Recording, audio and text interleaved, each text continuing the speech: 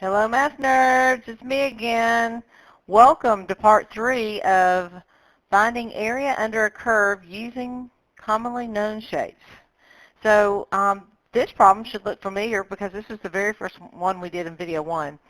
And we talked about using a right and left Riemann sum, which means we were using rectangles to estimate the area. Today we're going to get a little crazy, and we're going to use a different shape. So this is not a Riemann sum. It's called a trapezoidal approximation. So instead of using rectangles to approximate it, we're going to use trapezoids, okay? So we need to kind of remember the area for a trapezoid, and the area of a trapezoid is, is 1/2 times the height times the bases added together, right? Okay. So let's now look at these values, and let's do the trapezoidal rule for them. So now when I do this, and I need to draw the shape that goes with it, I'm going to draw my line down like this, right? But instead of picking a left or right hand as the height, I'm going to connect these to make a trapezoid. Okay? Now notice that that makes, if I drew the function in, that would not make a lot of difference there. I mean, like, there's not a lot of difference between the function's actual height or the function's actual thing and the line that I drew. So I'm hoping this will be a better approximation. So let's get started with this. So our area, our distance will approximately be, using the trapezoid, will be 1/2 times the height. Now the height in this case is the height of the trapezoid, which is 1. The height is 1, right? See that height? And so the height of the trapezoid is actually the same as the width of the rectangle.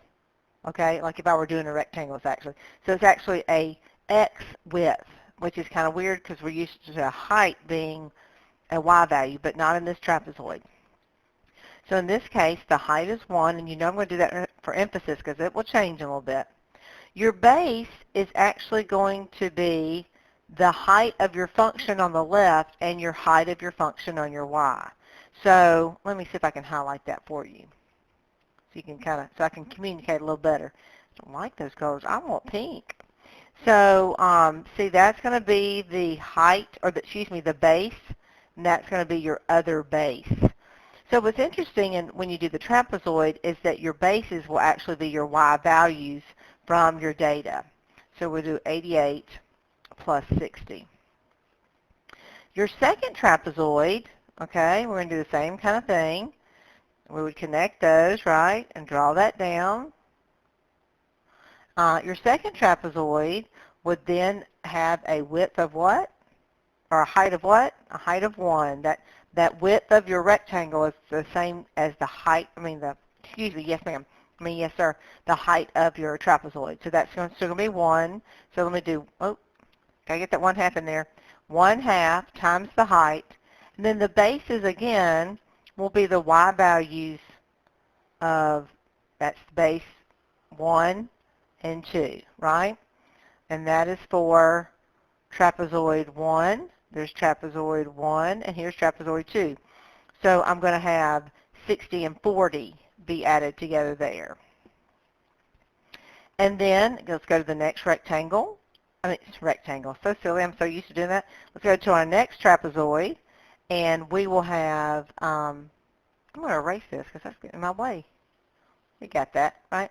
We will have 1/2 times, and the height is 1 times, and then we got to look at our bases here for 3. Oh, I didn't. That's 3, yeah. That's 3, that's 2, and that's 3.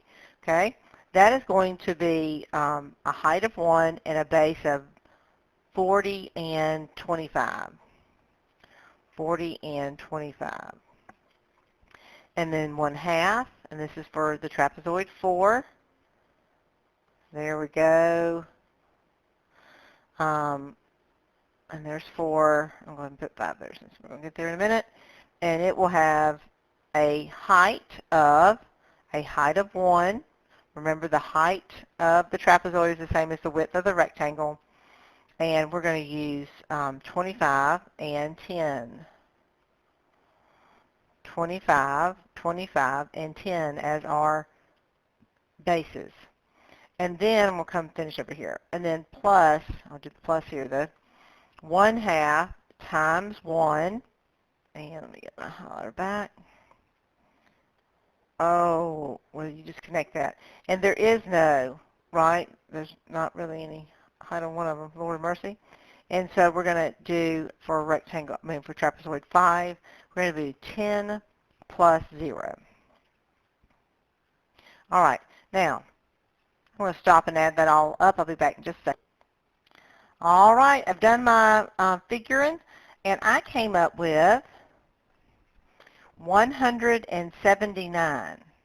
179, and this is velocity. No, this is distance, so feet. So this equals feet, so we think that the total distance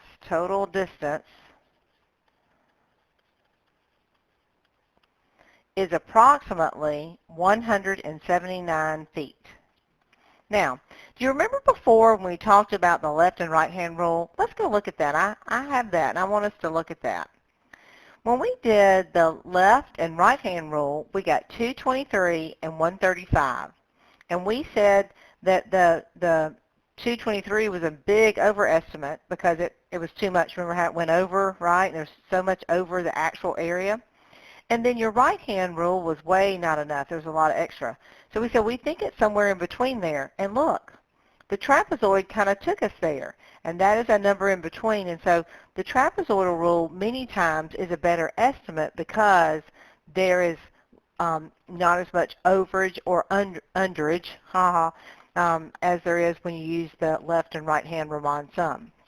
So many times we will use the trapezoidal rule because it's a little better estimate. So let's go work this problem. This is fun. Let's read this. Train A runs back and forth on the east-west section of a railroad track. So they're going east and west. Train A's velocity measured in meters per minute, meters a minute, okay? I gotta underline some stuff or highlight some stuff. I get confused. So we got, this is velocity, and I'm in meters per minute. That's important that I have those units. All right. So this is what I know. It says at time equals 2, train A's position is 300 meters east of the origin station, and the train is moving to the east. Okay? Write an expression involving an integral that gives the position of the train in meters from the origin station at time equals 12. Use a trapezoidal sum with 3 subintervals indicated by the table to approximate the position of the train at time equals 12. So how am I going to find that?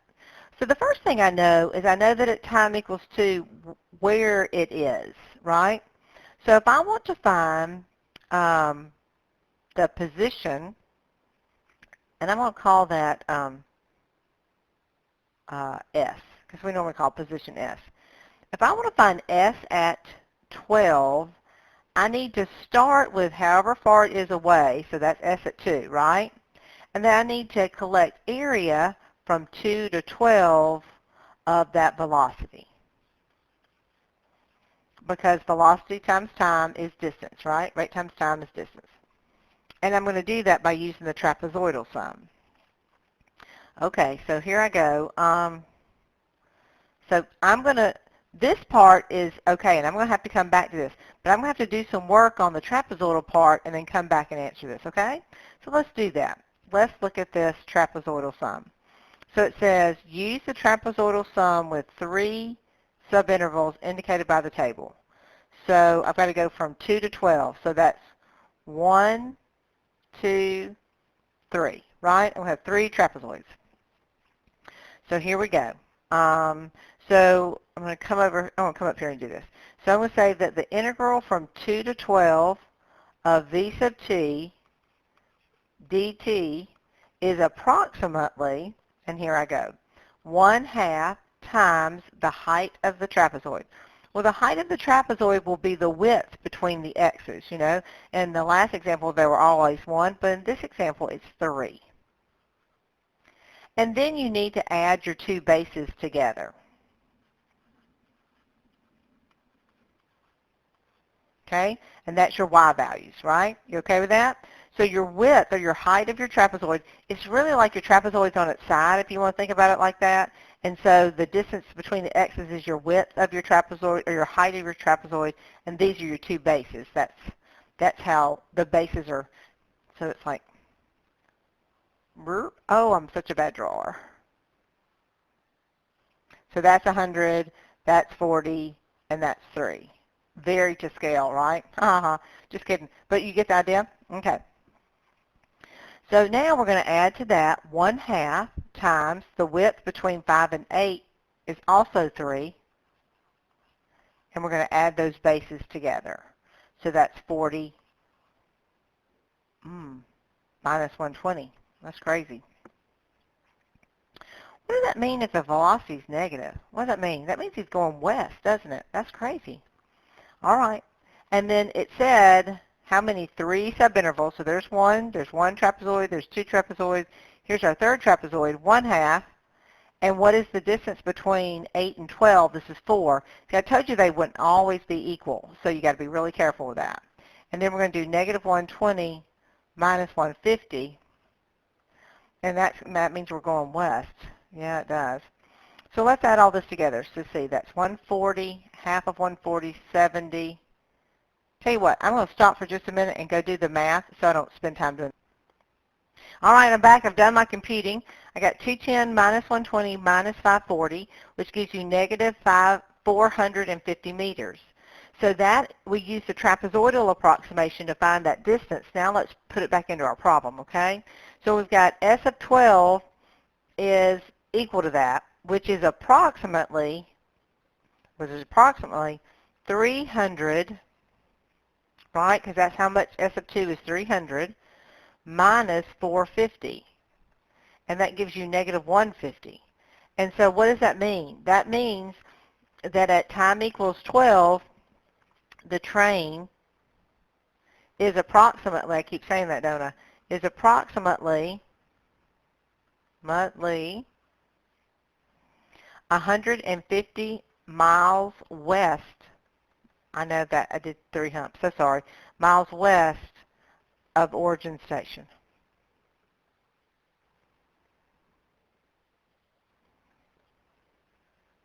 So many times we're asked to use approximations when we're given data in a table, okay? And that's going to happen a lot. And so all we have are these values. We know it's not linear. We can't use shapes that we know, so we have to, or we can't just do area under a shape that we know. We have to make shapes fit under it and do the best thing we can to approximate it. Hope this has helped. Thanks. Have a good day.